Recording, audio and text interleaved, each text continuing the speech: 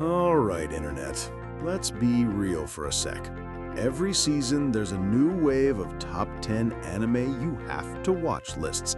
Same titles, same hype, same recycled thumbnails with shocked faces and glowing eyes. But what about the ones that slipped through the cracks? The shows that were too smart, too slow, or just too damn different to ever hit the mainstream. That's what we're diving into today.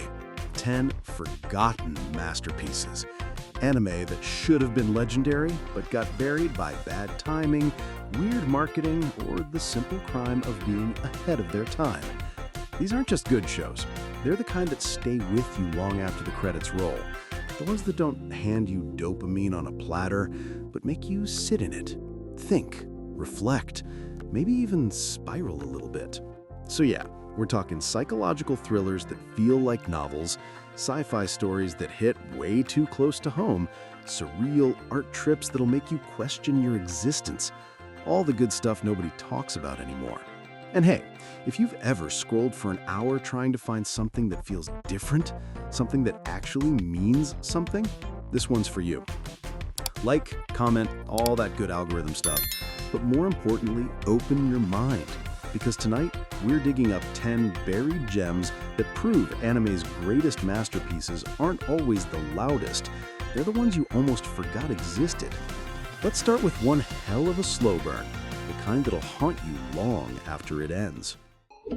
Hello, everyone. How are you? Fine, thank you. Oh my god! You ever watch something so damn good that it almost hurts how few people talk about it? Yeah, that's Monster. This show is basically what happens when an anime decides it wants to be HBO prestige television before that was even a thing. We're talking 74 episodes of slow burn psychological drama set in post-Cold War Germany. No superpowers, no mechas, no magic. Just one brilliant surgeon, Dr. Kenzo Tenma, trying to fix the one mistake that ruined his life, saving a boy who grew up to become a full-blown sociopathic genius named Johann Liebert. And Johann, man, he's not your average villain. He's like the embodiment of every quiet fear you've ever had about what makes a person truly evil. No lasers, no fireballs, just pure, unsettling charisma. The kind that makes your spine itch. The storytelling here is straight up novel level. Every character, every side plot, every random conversation, it all ties back to this chilling game of morality and guilt. And it doesn't rush you. Nope. Monster takes its damn time, like a detective piecing together clues in real time, letting you marinate in that eerie European quiet before something emotionally devastating happens. And maybe that's why it slipped under the radar. People don't exactly line up for 74 episodes of slow burn existential dread, especially when there's zero magic, zero fights, and no waifu of the week to simp over. Plus, for the longest time, this thing was basically unwatchable legally. It just vanished from streaming platforms. So unless you were deep in anime forums around 2008, Monster probably just lived rent-free in the memory of a few people who never shut up about it. But if you ever want to see what adult anime really looks like, not edgy, not bloody, but mature, this is the one. It's not just about catching a killer. It's about watching a man slowly question his own humanity in the process. And yeah, it'll take time. But when those threads finally connect, it hits you like a gut punch you didn't see coming. So, after spending 74 episodes chasing one psychopath through the moral wasteland of Europe, let's go to space. But not the flashy kind, with laser beams and hot alien chicks. Nah, Planetes is the kind of sci-fi that actually gives NASA engineers goosebumps. Set in the 2070s, it follows this group of space janitors, literally people who clean up space junk orbiting Earth. You've got this guy Hachi Maki, who dreams of joining a Jupiter mission, and Ai Tanabe, this idealistic newbie who believes love can fix like everything. It sounds simple, right? But Planetes turns that simplicity into something real, like painfully real. This isn't space as fantasy. This is space as a job. Long hours, zero gravity, existential loneliness, corporate exploitation, You're not saving galaxies here. You're clocking in, cleaning debris, and wondering if it's even worth it to dream. And that's what makes Planades so damn good. It takes something mundane and builds this quietly heartbreaking drama around it. The science is so grounded, it makes The Expanse look like a Marvel movie. But let's be honest, that's also why most people skipped it. Hard sci-fi doesn't exactly scream mainstream anime hit. There's no loud soundtrack, no mecha fights, and it's paced like a documentary sometimes. The visuals are muted, the tones subdued, and halfway through the show, it pivots from chill workplace banter to political existentialism.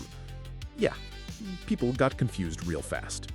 Still, underneath that quiet exterior, Planades is one of the most human stories ever told in anime.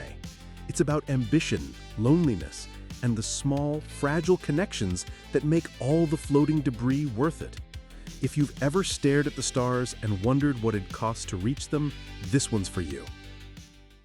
All right, we've gone from brooding moral chaos in Germany to quiet space philosophy.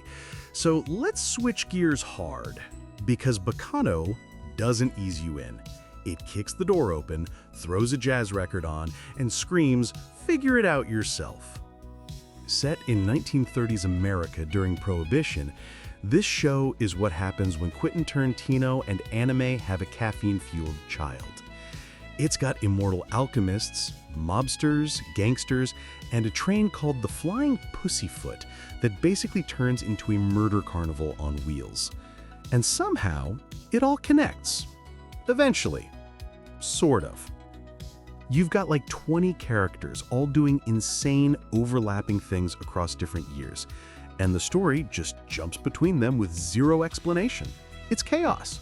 Beautiful, bloody chaos. But once you start recognizing the patterns, man, it's like watching a puzzle snap together in real time.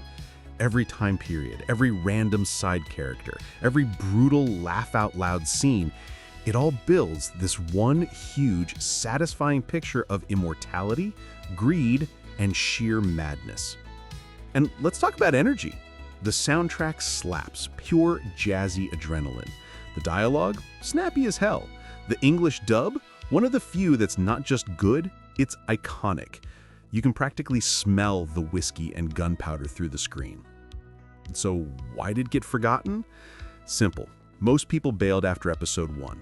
Too many faces, too many timelines, too much of a what the hell is going on energy. Plus, its successor, Durarara, ended up hogging all the spotlight later, even though Baccano did it first and arguably better. And yeah, with only 13 episodes, it didn't exactly have time to marinate in the fandom the way longrunners do. But Baccano isn't something you watch casually. It's something you survive. And if you make it through that whirlwind of blood, jazz, and immortals, you realize you just saw one of the coolest, most tightly written ensemble stories in anime. It's pure, organized chaos, and I mean that in the best possible way. All right.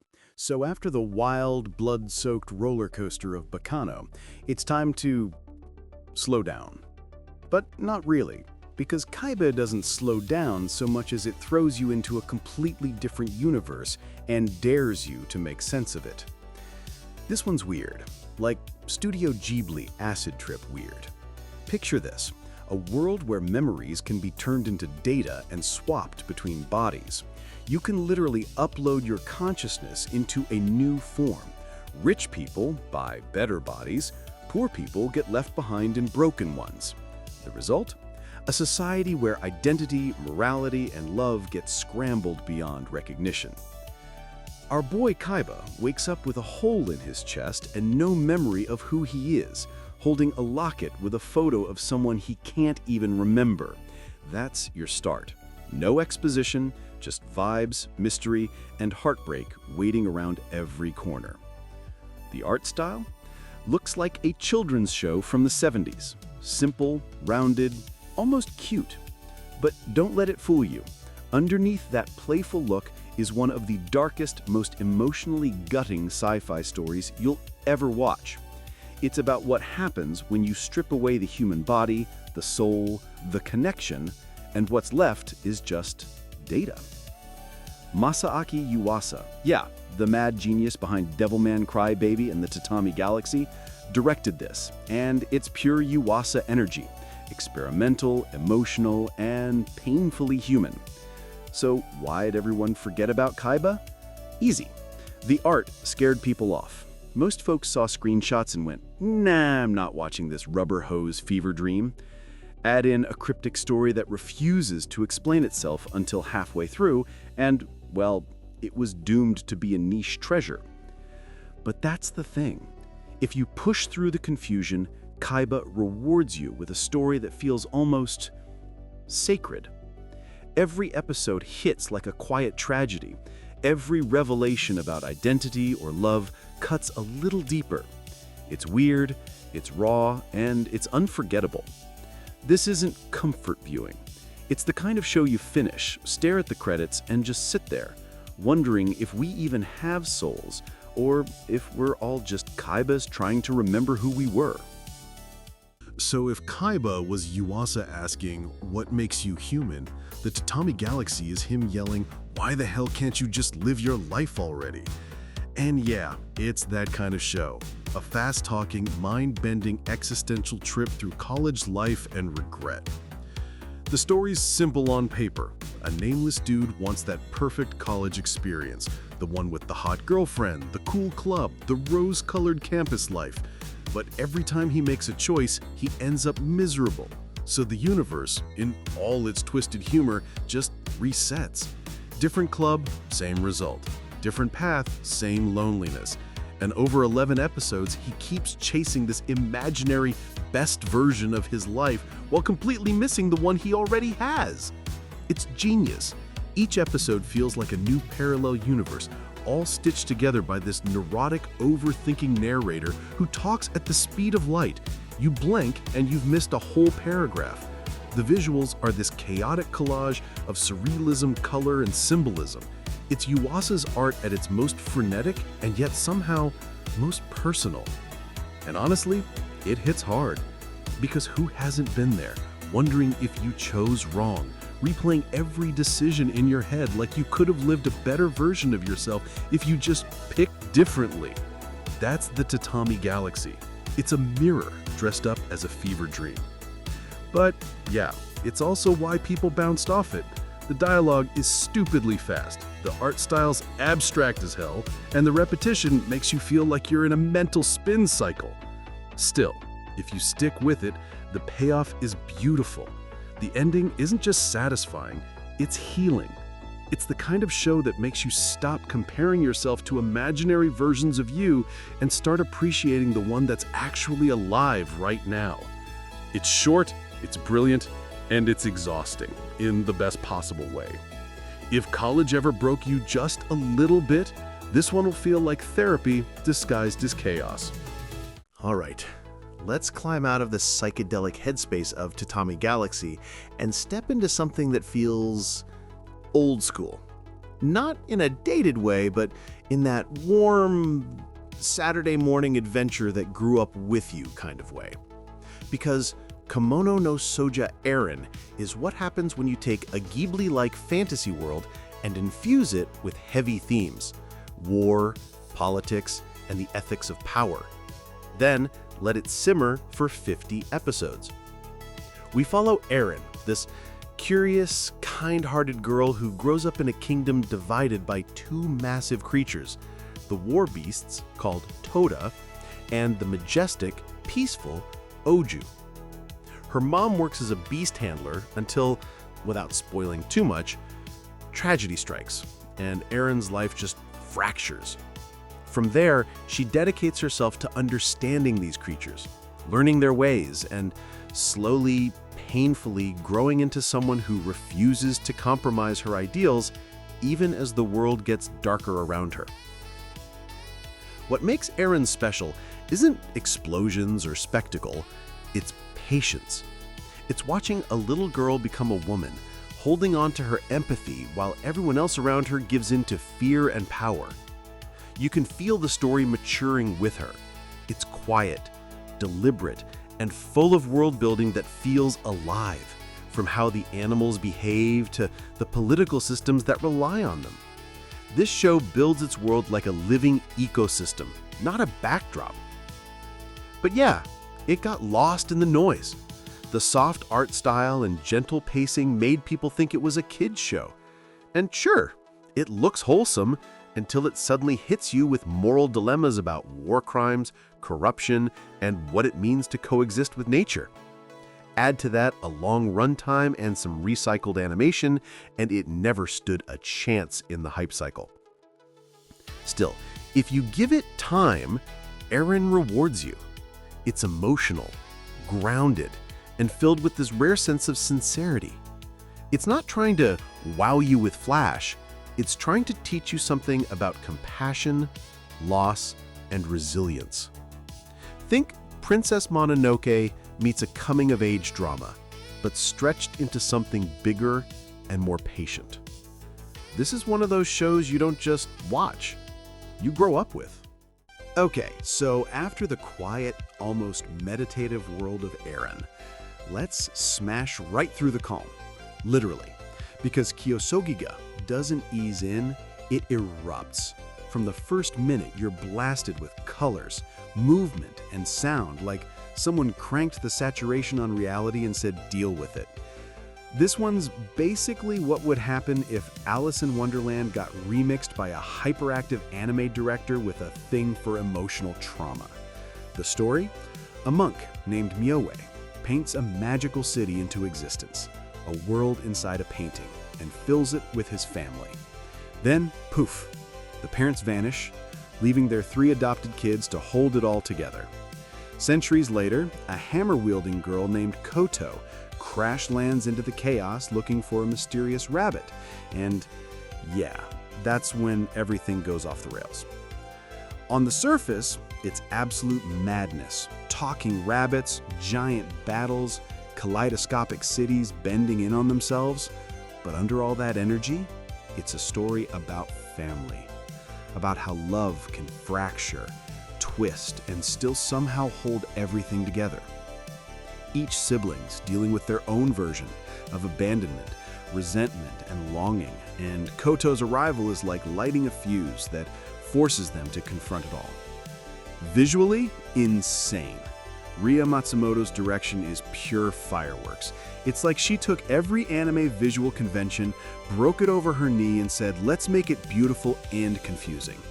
And it works. It's a spectacle that somehow still hits emotionally, even while you're trying to figure out what the hell is going on. But yeah, that's also why people skipped it. The first episode feels like you walked into the middle of a family argument in a dimension you don't understand. It's chaos. There's zero hand-holding, and the pacing doesn't care if you're keeping up. Add the weird release history, random OVAs before the main series, and it just kinda slipped through the cracks. Still, Kyosogiga is one of those rare shows that feels alive. It's messy, loud, heartfelt, and sincere as hell.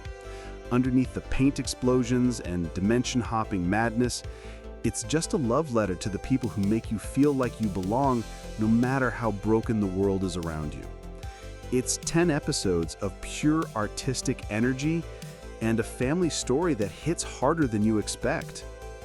All right, take a breath. Seriously, after the sensory overload that was Kyosogiga, we need to decompress. And there's no better way to do that than Mushishi, a show that doesn't just slow down the pace, it practically invites you to breathe with it. This one's less like watching an anime and more like sitting in the middle of a forest while the universe quietly tells you its secrets. It follows Ginkgo, a wandering Mushishi, basically a traveling naturalist who studies these weird life forms called mushi. They're not monsters or ghosts, more like the raw essence of life itself. Sometimes they help people, sometimes they ruin lives. Most of the time, they just exist. Ginkgo's job isn't to fight them, it's to understand them. Each episode is its own quiet story. No big villains, no explosions, just subtle, eerie, beautiful tales about people, nature, and the consequences of not respecting the world around you. The vibe? Imagine if Studio Ghibli made The Twilight Zone, but every episode ends in peaceful melancholy instead of jump scares. And honestly, that's what makes Mushishi so damn special. It's one of those shows that reminds you anime can be poetry. It doesn't need to rush or shout, it just exists, the same way the Mushi do. It's all about atmosphere. The sound design, soft wind, trickling streams, cicadas. The colors, muted greens, fog, moonlight. Every episode feels like it was drawn in quiet contemplation. So, yeah, not exactly something you binge, and that's why it got overlooked. No fights, no big arcs, no dopamine rush. People called it too slow or even boring, which honestly just meant they weren't ready to chill. But if you let it sink in, really sink in, Mushishi changes how you look at nature, life, and even loneliness. It's haunting, healing, and heavy in all the right ways. This is the kind of show you put on late at night with a cup of tea, volume low, lights off. And when it ends, you don't clap. You just sit there, in the quiet. If Mushishi was nature whispering to you, Haibane Renmei is like a dream that doesn't fade when you wake up. Gentle, mysterious, but carrying that weird weight you can't explain. It's soft, it's quiet, and somehow it still hits harder than most shows that scream their emotions at you. We start with Raka, a girl who wakes up inside a cocoon, literally hatching, in a walled town called Ghibli. She's got gray wings, a halo, and no memories of who she used to be. The others around her? Same deal. They're called Haibane, beings that look human, live simple lives, and follow a set of strange, strict rules they don't fully understand. And that's it. No big reveal, no grand adventure, just Raka trying to understand this place, these people, and herself. But slowly, beneath the cozy slice of life surface, Haibane Renmei turns into something deeply human. It's not really about angels, it's about guilt, about depression, about forgiveness. The town, the walls, the day of flight, it's all this quiet metaphor for living with your pain and learning how to let it go. And when it hits that emotional climax, when it's Reki's story front and center, it doesn't feel like a twist. It feels like a release, one of the most emotionally devastating, beautifully earned releases you'll ever see in anime. The tone is what makes it unforgettable. The soft colors, the quiet town, the melancholic music. It's peaceful but heavy, like a memory you can't shake. And yeah, that same softness is why it got buried. It's slow, subtle, and leaves a ton unanswered. No clear lore, no flashy finale. It's the anti-Attack on Titan. It doesn't want to explain itself. It just wants you to feel it. But if you're the kind of person who appreciates subtlety, this one's sacred. It's not a show you watch for plot. It's one you experience for understanding. Because Haibane Renmei isn't about dying or living, it's about forgiving yourself enough to move on. Quiet, profound, underrated as hell. All right, last stop. We've gone from moral thrillers to cosmic solitude to quiet redemption. So let's close with something drenched in smoke, jazz, and existential cool. Because the Big O, that's Batman meets Blade Runner with a side of giant robots. And somehow, it works. We're dropped into Paradigm City, a place where everyone lost their memories 40 years ago. No one remembers who they were, how the world ended, or why the city even exists. It's all fog and mystery, and walking through it is Roger Smith, a slick, unflappable negotiator. He's part detective, part diplomat, and when words fail, he calls in Big O, this massive coal-black mech that looks like it was built by God and industrial designers in the same workshop. Alongside him is R. Dorothy, an android with deadpan sass and one of the best robot-human dynamics animes ever done. Stylistically, this show oozes atmosphere. It's all noir lighting, heavy shadows, ticking clocks, and moral ambiguity. Every episode feels like it's asking a question about identity, like what defines you if your past doesn't exist. It's cool, but it's lonely. And then in the background, the city hums, quiet, mysterious, almost like it's watching. Now, the big reason the Big O faded away is kind of tragic. It flopped in Japan, got rescued by American syndication, and its second season changed tone halfway through. Oh, and that ending? Polarizing as hell. Half the fan base calls it genius, the other half calls it nonsense. But man, even with its flaws, The Big O is style incarnate. It's noir storytelling with mecha spectacle, philosophy wrapped in thunder. It's the kind of show that doesn't spoon-feed you, it just looks you dead in the eye and says, figure it out. And maybe that's the perfect way to end this list, because all these forgotten masterpieces have one thing in common. They never begged for attention. They just existed, confident, complex, and unapologetically themselves. They weren't made to trend, they were made to mean something. So yeah, The Big O might not give you the clean answers you want, but it'll leave you staring at the screen, cigarette glow reflected in your eyes, wondering if maybe forgetting is part of being human. And that's peak noir right there. All right, my fellow night owls, we made it. 10 shows, 10 absolute masterpieces that the world somehow left behind. And if you stuck around this far, you probably realized something. None of these anime were made to impress the algorithm. They weren't trying to be memeable. They weren't chasing trends. They were trying to say something. They're the kind of shows that make you sit in silence when they end. Not because you're bored, but because you're processing. They don't just give you entertainment, they give you perspective. Whether it's Monster forcing you to stare evil in the eye, Planetes reminding you that even dreams have gravity, or Haibane Renmei whispering that forgiveness doesn't come easy, these stories stick. And that's the real reason they're masterpieces. Not because critics said so, but because once you've seen them, they never really leave you. They live rent-free in that weird little part of your brain that still feels stuff. So now I gotta ask, which one of these have you actually watched? Which one do you think deserves a revival or maybe a second chance at the spotlight? And what other forgotten gems do you think belong on a list like this? Drop them in the comments. I'll be lurking, I'll be judging, and yeah, I'll probably end up watching a few again myself. Don't forget to like, share, and subscribe if you want more deep dives like this. No hype, no filler, just raw appreciation for the art that got lost along the way.